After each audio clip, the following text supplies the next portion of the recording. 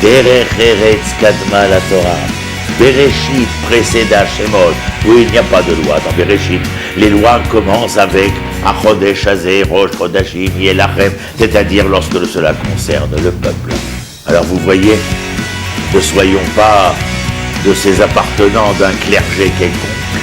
Nous ne sommes pas des hommes de religion, que Dieu nous préserve. Nous sommes des hommes de Torah, à l'écoute de ta demande éternelle, pour toujours et à jamais. Nous essayons de réaliser, à travers le peuple, la terre et la Torah d'Israël, cette identité morale auquel tu aspires grâce à Israël pour toute ton humanité. Toda Rabba, Shalom. Nous parlons de certification, de concrétisation d'un élément qui est enfoui à l'intérieur de l'être suprême et que nous devons amener, réaliser, concrétiser, cristalliser dans le monde de la matière.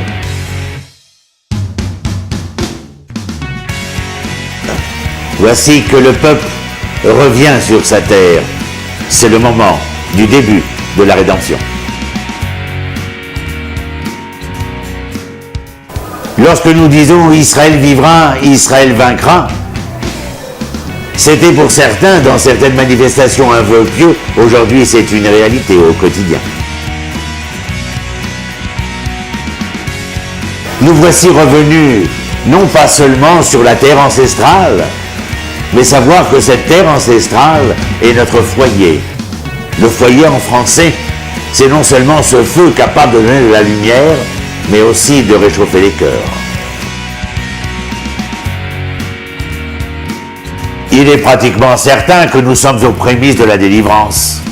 Être aux prémices de la délivrance, ça veut dire que nous entendons les pas de la messianité se rapprocher chaque jour un peu plus.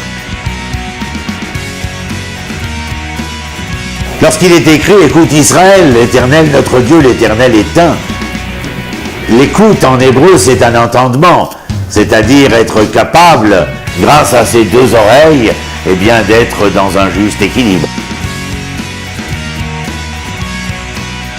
Lorsque l'Éternel donne cette injonction divine, Lech Lecha, va vers toi, mais pour aller vers toi, il faudra tout quitter, vers le pays que je t'indiquerai, parce que pour se mettre en marche vers cet inconnu, il faudra que tu te mettes en marche vers toi-même.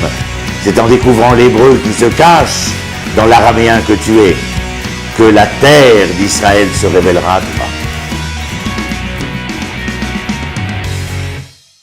L'un des signes évidents, obvies, du début de la rédemption est ce verset de Yecheskel, au chapitre 36, « Et vous, montagnes d'Israël, donnez vos branches, portez vos fruits, car mon peuple Israël est proche de revenir. » Quelle merveilleuse impression que de voir ces étiquettes jaunes et vertes sur les oranges et les avocats d'Israël, la terre donnant son fruit.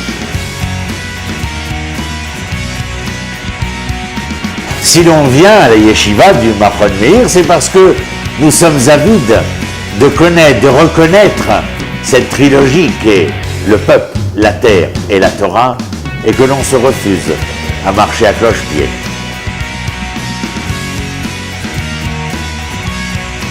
Yerushalayim, là où est la yeshiva du Machon Meir, est non seulement celle qui nous permet d'apprendre et d'appréhender le peuple, la terre et la Torah d'Israël, mais elle nous permet de vivre, de connaître, de sentir et de ressentir Yerushalayim. C'est ainsi que nous aurons les relents de celle d'en haut, parce que nous vivons tellement celle d'en bas.